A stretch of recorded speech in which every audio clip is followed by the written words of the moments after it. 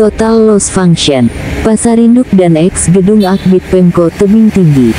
Pemirsa, Pasar Induk Kota Tebing Tinggi, yang dibangun dari anggaran dana alokasi khusus tahun 2017, dengan kontrak nomor 510-15-15-SP-Disdak-7-2017, tanggal 26 Juli tahun 2017, oleh PT AHJ, dan dengan nilai kontrak sebesar Rp11.480.180.000 dan melalui surat perintah mulai bekerja atau SPMK nomor 510-15-SPMK-Disdak-7-2017, tanggal 24 Juli tahun 2017, Adendum kontrak pertama nomor 510-ADD-2017, tanggal 19 September tahun 2017.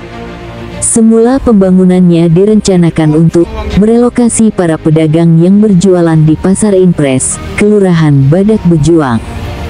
Namun, pemerintah Kota Tebing Tinggi dinilai tidak mampu atau gagal dalam merelokasi para pedagang tersebut. Alhasil pembangunan Pasar Induk yang terletak di Jalan AMD, Kecamatan Bajenis, Kota Tebing Tinggi, Sumatera Utara tersebut sia-sia alias tak bermanfaat, dan menuai berbagai kritikan dari berbagai lapisan elemen masyarakat terhadap kinerja pemerintah Kota Tebing Tinggi hingga saat ini. Tidak hanya itu, juga kebijakan pemerintah Kota Tebing Tinggi yang menghibahkan X Gedung Akbid Pemko Tebing Tinggi yang terletak di Jalan Gunung Lauser, Tanjung Marulak, Kecamatan Rambutan, kepada Kementerian Agama RI, untuk dijadikan sebagai Universitas Islam Negeri Sumatera Utara, atau UINSU, juga menuai kritikan dari sejumlah pengamat kebijakan publik yang ada di Kota Tebing Tinggi. Pratama Saragi SH, Jejaring Ombudsman atau KEDAN, Ombudsman RI, Provinsi Sumatera Utara, Wali Kota LSM Lira Kota Tebing Tinggi, dan pengamat kebijakan publik dan anggaran, Selasa, tanggal 13 Agustus tahun 2024, saat dikonfirmasi di ruang kerjanya, terkait dengan Pasar Induk dan X Gedung Akbid Pemko Tebing Tinggi, mengatakan, Pasar Induk dan X Gedung Akbid Pemko Tebing Tinggi saat ini, telah mengakibatkan total loss function. Dari Kota Tebing Tinggi, Kongli Saragi, mengabarkan. Jadi sebenarnya ini masalahnya sudah lama ya. Pasar Induk itu dibangun 2017 kalau nggak salah. Nah, dari sisi pengamatan saya, yang pertama kita melihat dulu dari pelayanan publiknya. Ya, total loss ini merupakan kategori sebenarnya mal pelayanan publik, di mana dalam Undang-Undang 25/2009 itu ada pasal 5, ya di situ mengatakan bahwasanya ruang lingkup pelayanan publik ini meliputi pelayanan barang dan jasa pemerintah. Ya, jadi sebenarnya pelayanan publik ini adalah hak dasar dari warga negara. Nah, sekarang kita kaitkan dengan gedung Pasar Induk ya, dibangun belasan miliar, namun belum diberdayakan atau tidak, bahkan total loss. Nah, sehingga tadi sebenarnya sudah melanggar pada pasal 5 tadi ya, atau hak pelayanan dasar warga negara itu di situ. Nah, terkait dengan gedung X Akbid, nah ini kan hibah ya, hibah. Jadi ini menurut kacamata saya ini termasuk kepada penyimpangan pengelolaan aset negara, di mana diatur dalam Undang-Undang Nomor 1 Tahun 2004 tentang perbendaharaan negara ya. Di sana ada disebut ada ajas kemanfaatan, dan di situ ada juga disebut apabila aset negara itu dihibahkan, maka ada kepastian hukumnya yang pertama. Kedua, ada ajas kemanfaatan untuk apa hibah itu. Nah, makanya dari fakta senyatanya kita lihat kedua gedung ini belum bisa menunjukkan ajas kemanfaatan pertama, kemudian dari sisi pelayanan publiknya, ya pelayanan publik itu kan ada barang dan jasa, ya jasa di sini pendidikan tentunya, ya dia tidak memenuhi kebutuhan jasa pendidikan untuk Kota Tebing Tinggi, padahal dulu itu kalau saya ingat dalam rapat DPRD dengan pihak penerima hibah, ya itu kan khususnya dikhususkan untuk anak-anak Kota Tebing Tinggi yang kuliah di Akbid, yang kuliah di UINSU, ya untuk jurusan kesehatan masyarakat dan ekonomi bisnis. Nah ternyata gedung ini tidak difungsikan dan perkuliahan juga tidak ada, itu saya lihat dan saya dengar. Nah ini kan namanya gedung kan ada penyusutan namanya, ya penyusutan. Jadi kita harus memikirkan pemeliharaan gedung itu.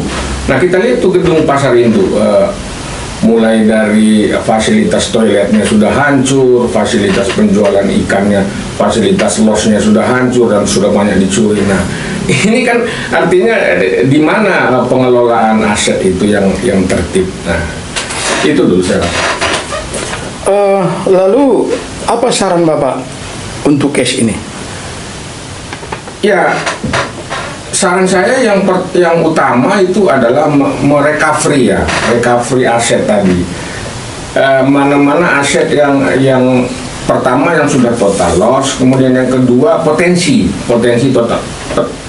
Kita jangan terpaku kepada dua gedung ini, banyak lagi sebenarnya aset yang di tebing ini yang sebagaimana LHPBPK ya 2019-2018 itu banyak aset, baik itu bergerak tidak bergerak yang tidak punya sertifikat. Nah kita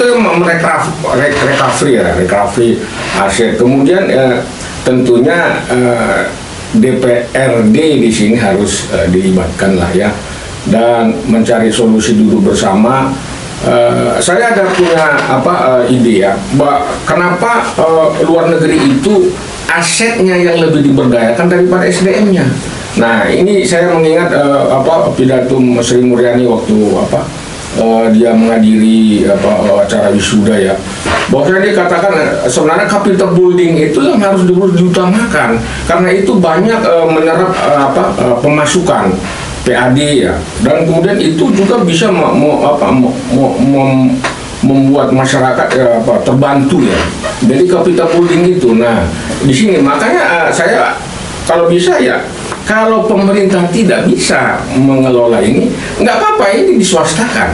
Nah begitu, jadi swasta yang mengelola itu, tetapi tentunya kita punya agreement terhadap bagaimana keuntungan dari gedung tadi. Nah yang kedua masalah Akbid, ya, gedung Akbid ini, ya, kita harus tegas lah terhadap penerima hibah, ya, UINSU ini, ya. Ya itu kan artinya pendidikan ini kan sangat mahal, ya, baik itu dari ilmunya, kemudian dari fasilitasnya. Dulu konsepnya ini bagus, ya, bagus digadang-gadang ini, tapi ternyata ini saya lihat gedungnya hanya kursi saja yang menempati, ya.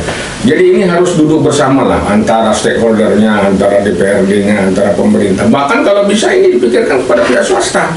Nah kalau mau pihak swasta mengelola ini dengan agreement tentunya, ya kenapa tidak, begitu, ya. Lalu apa harapan Bapak ke depan?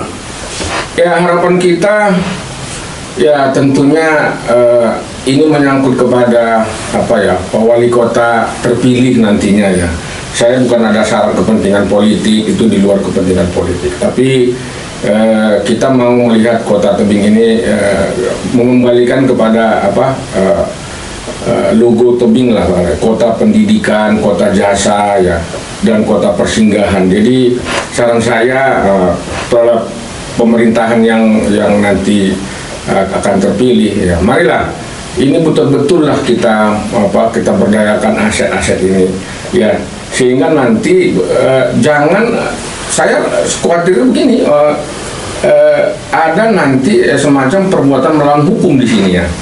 Nah itu, jadi jangan nanti ada perbuatan melawan hukum, ya, artinya ada temuan korupsinya, ada temuan nepotismenya. Kita nggak mau itulah, tapi kita mau bagaimana aset ini bisa kita berdayakan dan aset-aset lainnya, ya, aset-aset lainnya. Dan ini harus kita, nggak boleh pemerintah mengambil kebijakan sendiri. Pemerintah harus merangkul semuanya lah, merangkul tokoh masyarakat, stakeholder, ya bagaimana supaya nanti pemimpin baru kita tebing tinggi ini bisa mengakomodir ini semua. Jadi jangan dia hanya menjual program, tapi pada kenyataannya program itu tak terlaksana.